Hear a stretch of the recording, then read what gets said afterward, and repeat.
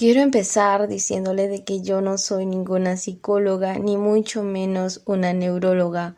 En este episodio simplemente explico mi experiencia acerca de todo este tema. Si tú crees que necesitas ayuda, te recomiendo de que busques ayuda de un profesional. Dicho todo esto, te invito a que me acompañes. Hola, ¿qué tal? ¿Cómo están? Mi nombre es Lisette Arcentales y le doy una cálida bienvenida a este podcast Nuestros Colores. El día de hoy vamos a hablar acerca de la hiperactividad.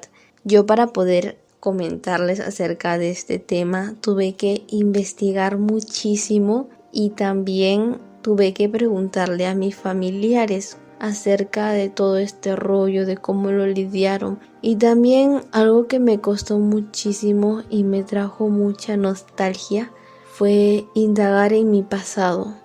A casi nadie le gusta recordar ni hablar de su pasado por ciertos traumas, malos recuerdos, malas experiencias. ¿Y por qué es eso? El pasado. Yo tuve que hacerlo para poder explicarles bien este episodio y haciendo eso pude comprender a mi Lisette de niña, a mi Lisette del pasado, entender cómo yo miraba el mundo en ese entonces y cómo sentía que el mundo me miraba a mí. Investigando me di cuenta de que no solo tengo hiperactividad, en realidad yo creí que tenía eso porque los psicólogos siempre me lo dijeron, pero en realidad eso tiene un nombre larguito que es el trastorno con déficit de atención e hiperactividad y sus siglas que me imagino que lo conocen o lo habrán escuchado alguna vez es el TDAH. Es un trastorno de base neurológica y hay 3 características que presentan estas personas, que es la impulsividad, hiperactividad y la falta de atención. Ok, no solamente tuve que indagar mi perspectiva acerca de este asunto, sino que también preguntarle a mi madre, que es la que estuvo presente en todas mis etapas, de cómo ella veía, cómo me veía, cómo veía este problema. Pude pasar un tiempo de calidad con ella porque nos sentamos en el sillón en la madrugada a hablar acerca de este tema y me comentó que desde el embarazo ya sabía que no le iba a tener fácil educando a esta niña y la cosa comenzó a empeorar cuando yo nací. Yo tenía problemas con conciliar el sueño.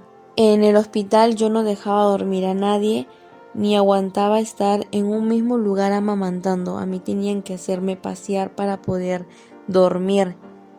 Ella estaba en el hospital con los dolores del parto, yo estaba en la cuna tranquila durmiendo y en la madrugada, ¡boom!, yo lloraba horrible. Que los padres de familia le decían a mi madre que por favor me callaran, que no dejaba dormir a sus bebés. Ella avergonzada tenía que pararse con todos esos dolores y hacerme pasear. Y a mí eso me da un poco de risa porque ya desde pequeña ya le estaba causando problemas a mi madre. Yo si estuviera en su lugar, yo no aguantaría. Creo que es el amor de madre, algo que yo todavía no experimento. Y ese tema con que yo no podía dormir todavía continuó por unos cuantos meses más porque mi madre y mi abuelita se turnaban para entretenerme. Yo era una vampirita. La mitad de la noche mi mamá dormía y mi abuelita me cuidaba y la otra mitad de la noche mi mamá se encargaba de entretenerme y así fue por unos cuantos meses hasta que me llevaron al doctor para preguntar el por qué yo era así y le explicaron de que era porque yo me estaba recién adaptando y al final me terminé adaptando, pero le tuve que hacer pasar unos malos ratos a mi madre. Ella me comenta que estaba tan cansada que llegó un punto en el que se cansó, me agarró y me lanzó a la cuna y estaba que lloraba y lloraba y lloraba y mi madre quería dormir, dijo, que llore ahí la niña. Apareció mi abuelita y dijo, ¿qué le estás haciendo a la bebé? ¿Qué eso?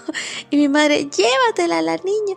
Y me identifico con mi madre, yo también haría lo mismo, creo. Por eso le dejé un trauma a mi madre con su segundo embarazo, con mis hermanas. Ella rogaba de que no le tocara un bebé así, que sea más tranquila, en el que ella pueda dormir. Y definitivamente sí, le tocó así. Mis hermanas le dejaban dormir a mi madre, no lloraban en la madrugada. Ella dijo, paz, por fin, si voy a ser la primera hija y la afortunada de darle esa experiencia a mi madre de cómo ser una madre primeriza, yo tengo que marcar la diferencia con mis hermanas. Y ahí me pregunto, ¿ustedes qué harían si les tocara un bebé así? Comencé a crecer un poquito más hasta que tuve unos 3, 4 añitos. En inicial los profesores me adoraban y de hecho me ponían mis sobrenombres, tenía sobrenombre. Era Terremoto, Loquilla, Traviesa. Más que todo me decían Andrea Terremoto. Así es como ellos me conocieron, como Andrea. Lo cual es lo normal. Si un niño es muy travieso, muy inquieto, a esa edad está bien. El problema comenzó en la primaria, que yo todavía seguía teniendo esa personalidad a pesar de ya tener 10 años, 11 años. Y ahí es cuando mi madre tuvo que pasar malos ratos conmigo porque a la hora de la salida los profesores siempre la esperaban con quejas y peor los padres, siempre tenían algo que quejarse sobre mí, que yo he fastidiado a su hijo, que le he pegado y los profesores decían siempre que su hija se mueve mucho, que habla demasiado en clase, ya le he quitado las zapatillas y aún así se mueve y yo llegaba a casa con mis medias todas negras. Mi madre estaba cansada que no sabía cómo controlar toda esa energía que tenía hasta que le recomendó una psicóloga que me dieran raíz de valeriana. La peor cosa que me pudieron haber dado.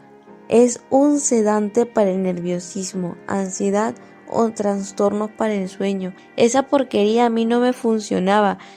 Por un tiempo seguía siendo tal y como era, llena de energía a pesar que tomaba eso, pero conforme comencé a tomar más y más, me comenzó en realidad a tranquilizar, pero en realidad me comenzó a apagarme. Parecía zombie, mongolita ahí andando. Y mi mamá dejó de darme la raíz de valeriana. De ahí de eso mi mamá comenzó a seguir los consejos de los padres que le decían: tu hija es malcriada, que no la sabes educar, pégale duro para que aprenda. Y en realidad mi mamá sí me castigaba, me tenía controlada, podría decirse, con las 3 puntas, con la correa, con cualquier cosa que encontraba, una matamosca, pero a mí los golpes nunca me funcionaron, a pesar de que me castigaban de esa forma, lo cual creo de que no es correcto. A mí nunca me hizo efecto, a pesar de que me pegaban, seguía haciendo lo mismo. Me castigaban porque, no sé, me trepaba a un lugar que no debía treparme y a pesar de que me castigaban, igual seguía haciendo. Entonces mi mamá estaba cansada, se dio cuenta que la raíz de valeriana no funcionó. Los tratamientos farmacológicos que los psicólogos me recomendaron tampoco, ni mucho menos el castigo con la fuerza física menos. Todo porque se dejaba llevar por los comentarios de las demás personas, porque los demás padres decían: mi hijo es tranquilo y la tuya se mueve mucho. Y mi madre no sabía qué hacer conmigo, y era por eso, porque era su primera hija. Estaba recién experimentando todo eso. Entonces a ella le dolía demasiado que le digan que yo era una loquilla, que siempre tengan que esperarle a mi madre los padres y los profesores, de cómo me rechazaban los niños y los padres de familia. Porque mira, yo recuerdo que una compañera, pongámosle Gatita iba a ser su cumpleaños y estaba repartiendo invitaciones a mis compañeritos. ¿Qué edad tenía? Como 10 años. Y yo estaba esperando mi invitación y yo le dije a Gatita, ¿y mi invitación? Y me dijo: por mí normal te invitaría, pero mis padres no quieren que te inviten porque eres muy traviesa, haces desastre. Y yo estaba triste, yo te juro que nunca me había pasado eso. Y Gatita invitó a todos del salón menos a 2 compañeros. A mí ni a Moquito. ¿Por qué a Moquito? Él era un niño que se comía los mocos. Entonces ella no le invitó porque le daba asco eso. Éramos como los 2 discriminados del salón. Yo era la más odiada. Así es como yo lo veía. Y yo llegué a casa llorando, le dije: mamá, no me invitaron a esta fiesta porque la madre dijo que yo soy así, así, así. Y mi madre cómo le partía el corazón. Padres y futuros padres, no sean así. ¿Se dan cuenta lo muy influyentes que son para sus hijos? Les están enseñando a no ser empáticos. Díganme, ¿qué problema tenía yo? Solamente tenía 10 años, era una niña que recién estaba aprendiendo a conocerse, a tratar de aceptarse. Todavía no conocía mucho acerca de la maldad del mundo, porque yo todavía en ese entonces era inocente. Y al ser rechazado por un grupo de personas, y más si son niños de tu edad, es muy triste. No les deseo a nadie que pasen por la misma situación. Y por favor, sean más empáticos, más si son niños.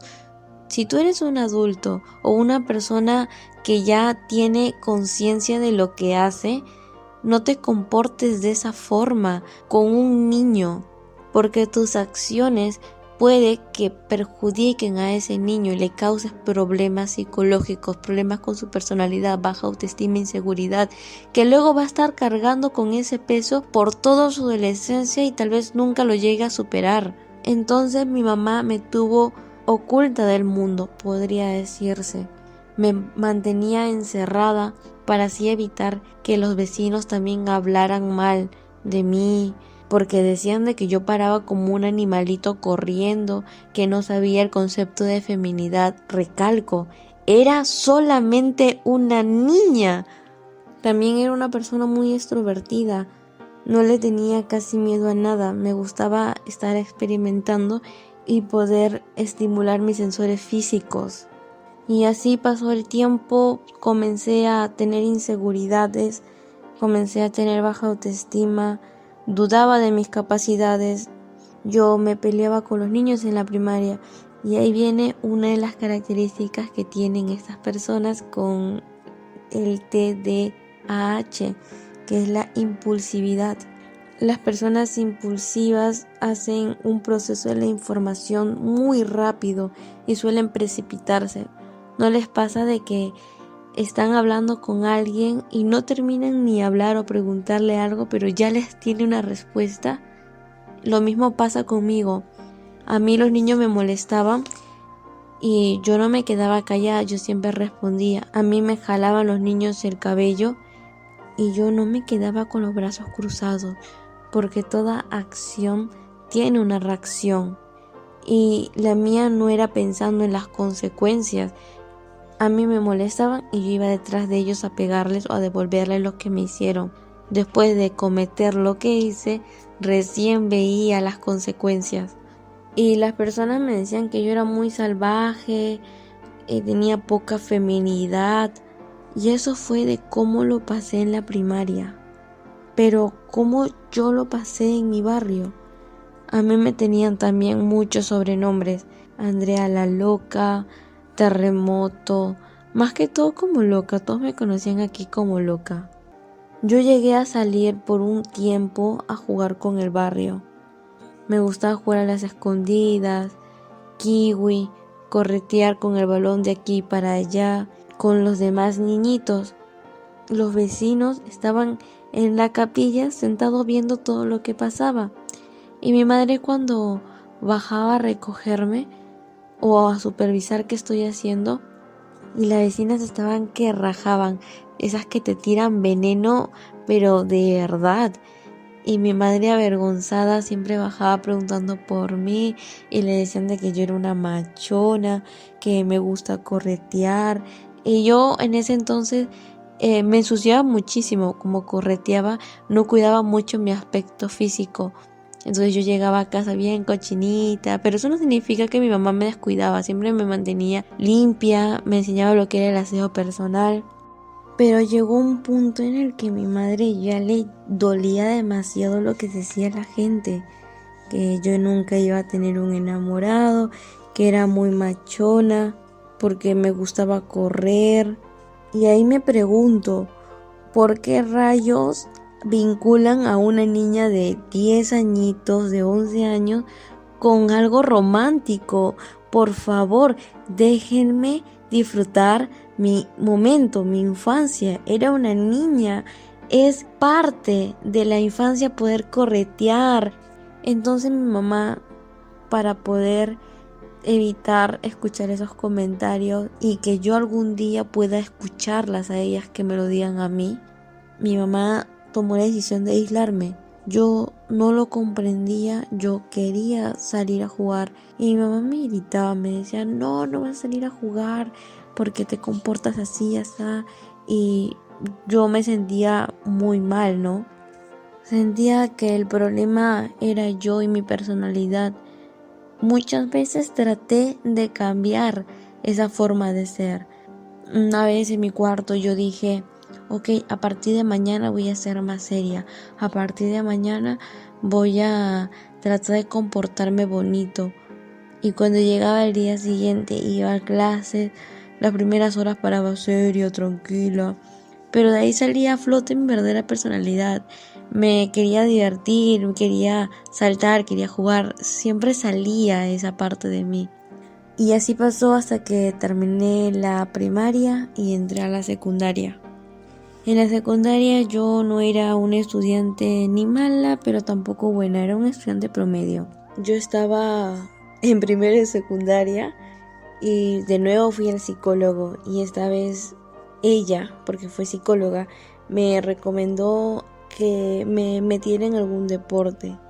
Como las personas siempre me decían de que me comportaba como un hombrecito, trataba de vincular todo lo que se considera masculino conmigo. Por ejemplo, el color azul, el fútbol.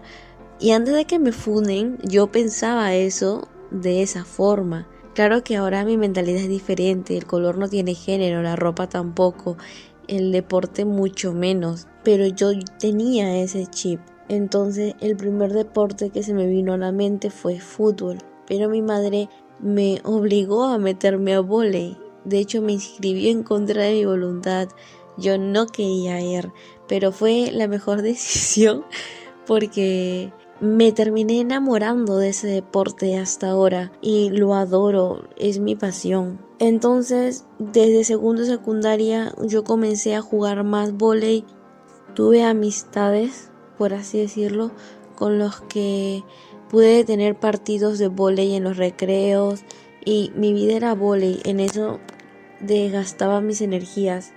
Pero llegó un punto en el que yo no era responsable. Por ejemplo, en vez de venir a mi casa en la hora de salida para poder realizar mis actividades, mis tareas que me dejaban, yo prefería quedarme en el colegio hasta tarde jugando vóley.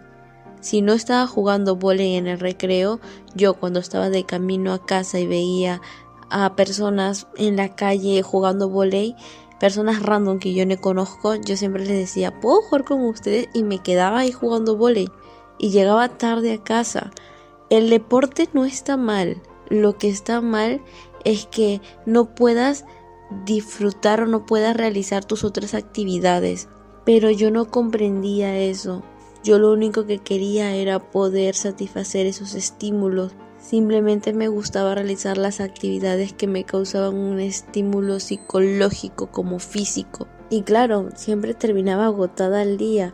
Yo estudié en un colegio de puras mujeres, así que no tuve que lidiar con varones. Yo ya había tenido un cierto resentimiento por ellos por lo que pasé en primaria, así que feliz conviviendo con puras reinas.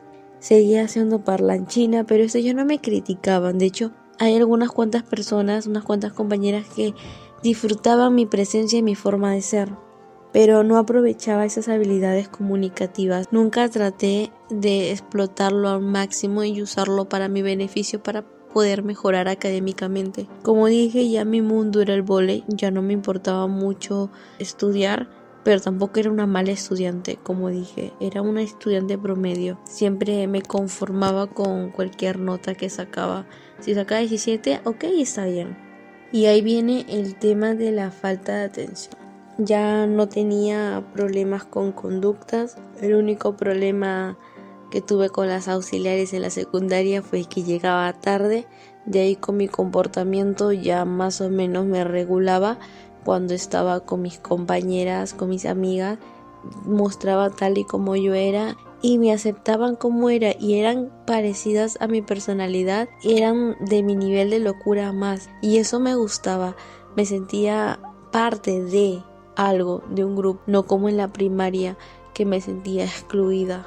Pero no todo es color de rosa. Había personas que detestaban mi forma de ser, mi risa, que hablo mucho, que me muevo mucho. Compañeras que se consideraban mis amigas y que hablaban mal a mis espaldas y también lo hacían en mi cara, pero yo como no tenía personalidad y tenía mucha inseguridad sobre mi persona, nunca tuve el valor de poder encararles o decirle algo. Yo trataba en ese entonces de querer caerle bien a todo el mundo y tratar de obtener la aprobación de todos, porque así sentía de que yo no era el problema. Y de ahí de eso comencé a crecer un poquito más, tercero y secundaria. Creo que llegó la peor etapa que mi madre pudo lidiar, que es la adolescencia. Yo comencé a hacer las cosas que me prohibieron en la infancia, como salir, no ir al psicólogo, no hacía caso a lo que me decían, porque en la infancia los niños son más manipulables y dóciles. Entonces cuando uno ya llega a la etapa de la adolescencia se rebela ante todo eso. Yo no aprendí a las buenas ni con consejos, ni con psicólogo, ni viendo testimonio de vida de otras personas. Sí, la vida. Yo aprendí a las malas a base de los errores que yo he cometido. Cometí varios errores que me ayudaron a ser la persona que soy ahora con otra mentalidad. Es por eso que Andrea, mi primer nombre, es parte de mi infancia y la mitad de mi adolescencia. Esa versión de mí la dejé en el pasado y ahora la mayoría de las personas que me conocen ahora me conocen como Lisette, que es mi mejor versión. Después de que hayan escuchado una parte de mi trayectoria de mi infancia y adolescencia, la pregunta es cómo yo superé todo esto. El psicólogo y el psiquiatra no me funcionaron, porque era niña y era puerta y era necia. Lo que se me entraba por un oído se me salía por el otro y nunca aprendí por las buenas, siempre aprendí a base de los errores que he cometido. Ahora ya no es así. Ahora ya no espero a que me pasen cosas malas para recién aprender. Ahora ya tomo más en consideración lo que me aconsejan. No quiero pasar por malos ratos para poder aprender. También una mala experiencia que tuve fue que en la secundaria, por no haber aprovechado mis capacidades, terminé lamentándome mucho. Y eso me pasó todavía el año pasado. Comencé a decirme, ¿por qué no traté de estudiar mejor? ¿Por qué no traté de aprovechar en sacar buenas notas? ¿Por qué no fui así, asá? Entonces ahí por eso también aprendí a que debo tomar más control y tener organización acerca de lo que yo hago. Y ahora mi comportamiento ha reducido, tengo más control de ella, es más estable. Si hay momentos para loquear, será para loquear. Si es momento para poder ser seria, como en la universidad, algunos trabajos, le daré la debida seriedad que merece. Y olvidé decirles de que yo sufrí muchísimo en la pandemia, en aprender en línea, de forma virtual. Y ahí es cuando viene la última característica, que es la falta de atención. Porque al estar como unas 4 horas a más sentadas enfrente de una computadora, escuchando un montón de cursos y diferentes temas, a mí me aburrían. Y no es porque no quiera aprender, era porque yo tenía que estar recibiendo constantes estímulos. Cuando una clase es didáctica y no solamente es puro teoría y estar hablando, es enganchante, te dan ganas de querer aprender más cosas. Entonces a mí me dificultó una parte de la secundaria y en la academia. Me distraía muchísimo. Me ponía a jugar Dota, que es un videojuego, o Free Fire o otros juegos que tenía por ahí. No podía concentrarme y después yo me reprochaba del por qué era así, que debería desinstalar todos mis juegos. Llegué a hacerlo porque quería darle la seriedad que debían, porque estábamos hablando de mi futuro. Pero aún así no me funcionó. y está bien. Ahora más o menos puedo controlar esa parte de aprender virtualmente, pero yo prefiero 1000 veces estar en un aula de clases. Así tengo un contacto directo con el profesor y con los compañeros, con mi entorno. Ahora regresando al tema de cómo yo superé esto, dice que esto se cura en la adolescencia. A mí en realidad me funcionó. En mi adolescencia se comenzó a calmar todo, comencé a tener más control, como dije. Pero no en todo funciona de la misma manera. Hay personas que en la vida adulta o en la adolescencia se le dificulta mucho más y es mucho más complejo tratarlo porque tiene cuadros de depresión, tiene más responsabilidades, tiene problemas con socializar.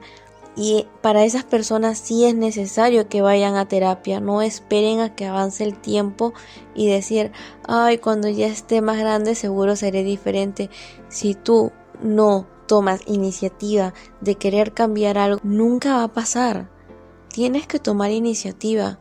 Mi iniciativa fue a los 16 años. A esa edad yo ya estaba con el chip de querer ser mi mejor versión, con valorar mis defectos y virtudes. Pero tú cuando no esperes un milagro si tú no empiezas a dar el primer paso. Otra cosa que me ayudó también a poder superar todo esto fue cambiar el ambiente. En mi secundaria ya me conocían por cómo era y había personas a quienes no les agradaba. Entonces cada vez que trataba de cambiar, digamos, quería volverme más estudiosa, quería tratar de destacar, esas personas siempre me bajoneaban, me decían, tú, pero si tú no eres la buena del salón, que tú no sabes hacer esto, y entonces esa seguridad que estaba construyendo lo bajaban. ¿Y en qué momento cambié de ambiente? Cuando empecé al instituto, empecé ya con otra mentalidad de querer destacar siempre en lo que hago, en tratar de hacerlo bien, en ser un poco más perfeccionista, que al principio fue así. Y la gente, como no me conocía, me estaban recién conociendo, me presenté con el nombre de Lisette y comenzaron a ver a esa nueva versión. No había nadie que me diga que por qué tratas siempre de destacar si tú no eres así o tú eres siempre un estudiante promedio. No había nadie que me diga así. Lo que yo estaba proyectando, esas personas estaban teniendo ese concepto de mí. Y me agradaba eso, que estaba empezando algo nuevo, a construir algo nuevo. Y a veces el problema no es cuánto esfuerzo le des a algo.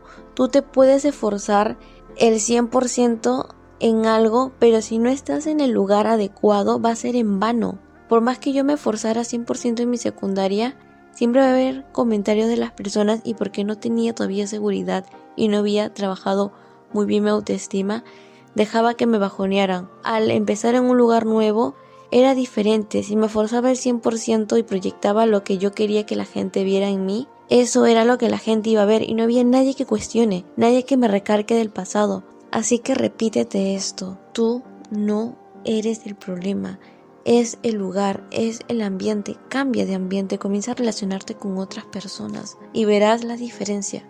Y otro punto de cómo superé esto es comenzar a ver esos problemas que la gente o la sociedad recalcaba como defectos, como algo parte de mí, una fortaleza, algo que destaca de mí y que es algo positivo. Por ejemplo, mi hiperactividad siempre ha sido criticada y ahora lo veo como algo positivo. Me ayuda a poder desarrollarme bien con mi entorno, me ayuda a poder ser una persona bien alegre, bien positiva, y también a poder destacar en el deporte, a poder llevar una vida saludable. Mi impulsividad hace que yo hable mucho, sea bien parlanchina, y aproveché ese defecto para poder convertirlo en una fortaleza, porque yo no tengo problemas con desenvolverme. Mis habilidades comunicativas son mucho mejor que antes, y eso de hablar y hablar lo estoy aprovechando ahorita haciendo esto, el podcast, poder comentar a las demás personas mis vivencias, y también aprovecho esto en poder hablar los temas que me gustan. Y el último punto, que es la falta de atención, con ciertos métodos de organización, con voluntad propia, se puede mejorar, se puede tratar. y buscar ciertos métodos de estudio. Por ejemplo, en la academia me enseñaban física y a mí me hacían unos rollos poder entender. Te juro que no los entendía y me parecía un curso aburrido, me parecía un curso sin sentido y no le daba la debida atención. Hasta que conocí la serie de Albert Einstein y me enganchó tanto esa serie, o no sé si era novela, ya lo es si es serie, me enganchó tanto que gracias a toda la trama me gustó mucho física, quise aprenderlo. No soy una máster en física, pero tampoco me niego ahora a querer aprender algo nuevo. Siempre trato de salir de mi zona de confort, de querer experimentar algo nuevo, y es una característica de las personas hiperactivas. Así que no te sientas mal por ser una persona que tiene TDAH. En realidad creo que es un regalo que no todas las personas poseen. No todas las personas se pueden desenvolver de la misma forma que lo hacemos nosotros. No todas las personas pueden expresar sus ideas de la misma forma que lo hacemos nosotros. No todas las personas tienen esas energías en algún deporte como nosotros. Y estamos casi al final de este episodio en el que explico qué pienso al respecto de este tema. Más que todo es como una conclusión breve de lo que hemos hablado. Mi finalidad de todo esto fue poder comentarles más mi experiencia para poder generar conciencia y empatía, hacer conocer más este trastorno para poder comprender a un niño, a tus primos, a las demás personas que tienen este problema. Más que todo a los niños, para que ellos puedan tener una etapa escolar más tranquila y no la pasen como yo. Y no hablen a base de la ignorancia, porque los niños hiperactivos siempre se asocia con un niño malcriado, travieso, con problemas de conducta. Y no es así, no todos los niños son así. Hay niños que de verdad sí tienen problemas de conducta, pero hay otros que simplemente tienen este trastorno y los juzgamos sin conocer o comprender al niño, y sin querer queriendo le causamos problemas que más adelante lo va a tener que afrontar. Pero eso sí, los que tienen este trastorno, por favor, nunca traten de excusarse o usar esto para poder salirse de sus problemas. No se excusen con esto. Vayan, busquen ayuda, vayan a terapia, vayan al psicólogo o aprendan como yo, a las malas. Otro punto que hemos visto que en la etapa preescolar es normal ver niños que sean muy inquietos. El problema es más en la primaria, porque los niños deberían tener ya más control y ser más tranquilos. Pero los que siguen todavía traviesos, bien llenos de energía, es porque son niños con TDAH y se hace un diagnóstico previo a partir de los 6 años para poder ver si ese niño tiene ese trastorno. Y otra cosa de que pienso al respecto de esto es acerca de los colegios. Deberían los profesores llevar una charla acerca de este tema para que puedan ser más empáticos y buscar estrategias pedagógicas para poder llegar al alumno, ya que a nosotros nos cuesta adaptarnos a las normas del colegio, estar sentados por más de 4 horas en un sitio, escuchando una clase de teoría mientras recibimos un montón de información sin ser estimulados. Yo creo que hay un problema con eso. Yo no sé si ahora los colegios están buscando o están optando otra forma de poder llegar al alumno, pero desde mi experiencia en el colegio donde yo estuve, la educación no era tanto de mi agrado. Hubiera preferido que sea más didáctico, tal vez que opten por una enseñanza más visual. Y el último punto que hablamos acerca de ir a terapia, ir al psicólogo, considero que es muy importante, más si es un niño, pero no solamente es llevar al niño al psicólogo, sino también es llevar una terapia familiar, también pautas para los padres para que puedan tener un mejor control de la conducta del niño, poder mejorar el autoestima del niño y de parte del niño pues que se haga a tratamiento farmacológico, sesiones para que pueda autoconocerse, tener más control de sus acciones, poder mejorar su autoestima y su capacidad cognitiva. Recuerden, no solo el niño debe ir a terapia, también la familia. ¿De qué sirve que uno cambie o uno quiera poner un granito de arena para poder mejorar si el entorno no le apoya? no vamos a llegar a nada así. Y si tú eres más grandecito, igual, cambia de entorno, busca terapia, busca ayuda, pero no te quedes ahí lamentándote. Yo sé que puede ser difícil tomar iniciativa, pero yo lo hice. Si yo lo hice, yo sé que tú también podrás. Yo sé que el proceso te puede costar, que puede ser difícil, pero nada es imposible. Si tienes iniciativa, todo lo vas a lograr. Wow. Y llegamos por fin al final de este episodio. Yo espero que te haya agradado. Si te has sentido identificada o identificado, házmelo saber por mis redes. Me encuentras en Instagram como soyliam.nc o en mi correo personal, que lo dejaré en la descripción del video si me estás viendo por YouTube. Y si es en Spotify, igual lo vas a encontrar en la descripción. A mí me ha gustado muchísimo poder hacer esto. Y creo que es el episodio más largo que he grabado. Y bueno, en realidad llegamos al final. Espero sus mensajes. Bye bye.